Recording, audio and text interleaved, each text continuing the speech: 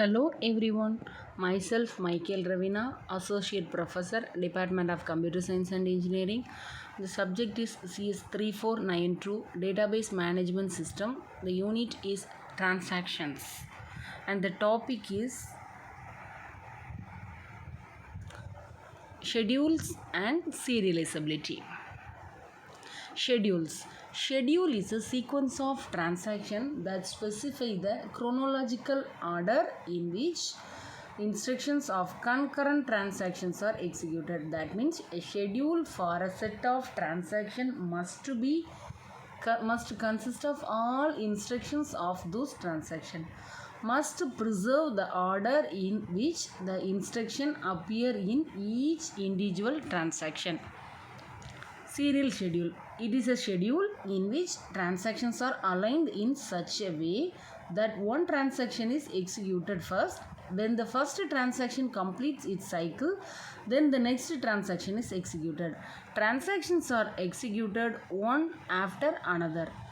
This type of schedule is called serial schedule, as transactions are executed in the serial manner. Schedule 1. Let T1 transfer amount 50 from A to B and T2 transfer 10% of balance from A to B. A serial schedule in which T1 is followed by T1. That means at first the transaction T1 is performed. In the transaction T1, the account read data A is read. After that, the A in the A, that A value is updated by minus 50. That means we have to transfer the amount 50 from the account A. Next, then the updated value is returned, that is right of A.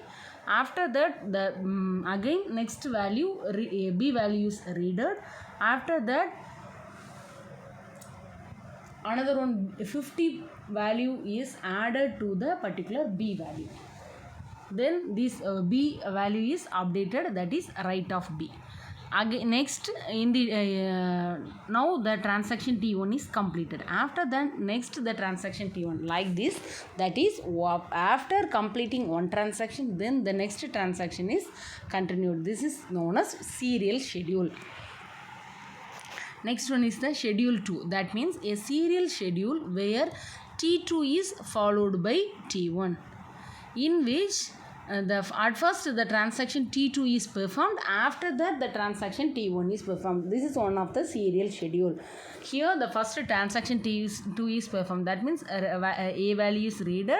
Then the A value is updated by A minus a temporary. That means temp value means the percentage of account is detected from the A.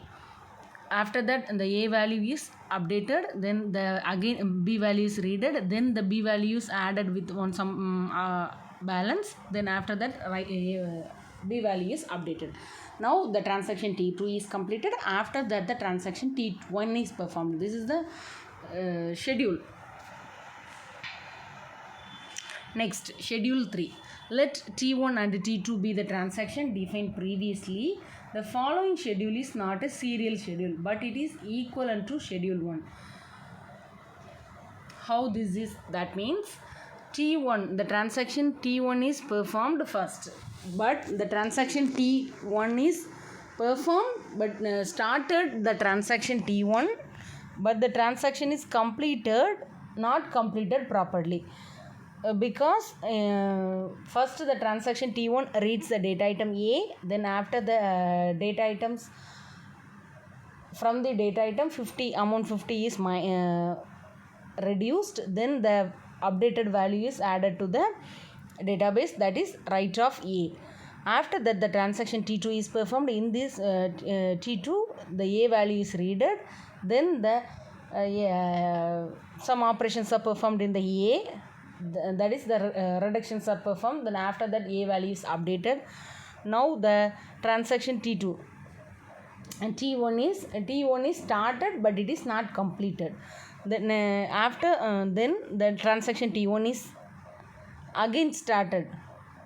Now started with the read the item data item B. After that the data item B is added with some amount, then it is updated. Then after that the transaction T2, then the value in the transaction T2, that data item B is readed, then this value is updated. Like this the transactions are performed. But in here this is also equivalent to schedule 1, but it is not a serial schedule. If the serial schedule means one transaction is successfully fully completed, after completing one transaction another transaction is performed. That is the serial schedule. This is one of the schedule, but this is not a serial schedule. Next schedule is the following concurrent schedule does not preserve the value of A plus B. That means first at the time of transaction T1, data item A is readed. Then A value is reduced, but the A value is not written. So no updations are performed in the database. After that the T2 transaction is performed. The T2 transaction A value is readed and the A value is updated. Then the A value is updated. After the again B value is readed. Now this value now the transaction T1 is performed. In the T1 A value is updated. After that read B value is readed. Then B value is updated. Then again the B value is written.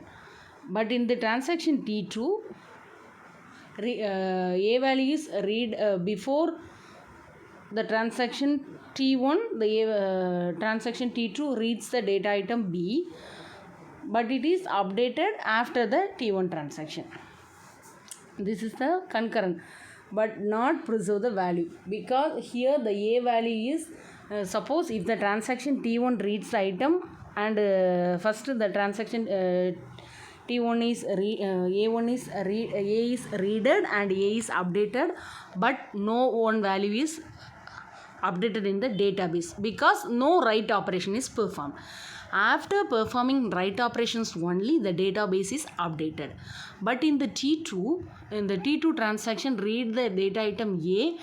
At the time of the transaction T2, the read the data item A. Here the value is not correct value is readed because at the time of transaction T1 the value is readed after and writed after the transaction T2. So here already database contain A value only readed in the time of the transaction T2. Okay, so this is the concurrent schedule does not preserve the value of A plus B. Next, serializability. When multiple transactions are running concurrently, there is a possibility that the database may be left in an inconsistent state.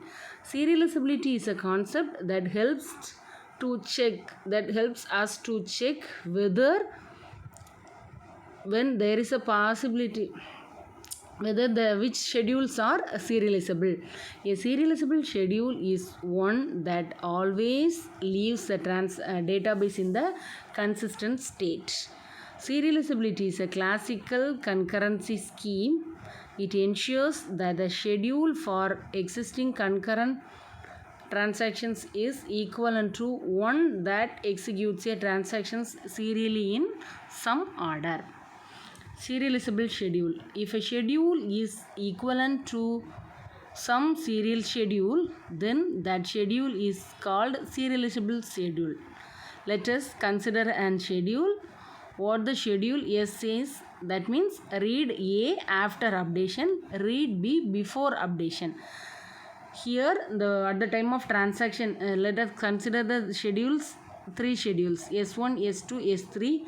We have to check whether they are serializable with yes or not.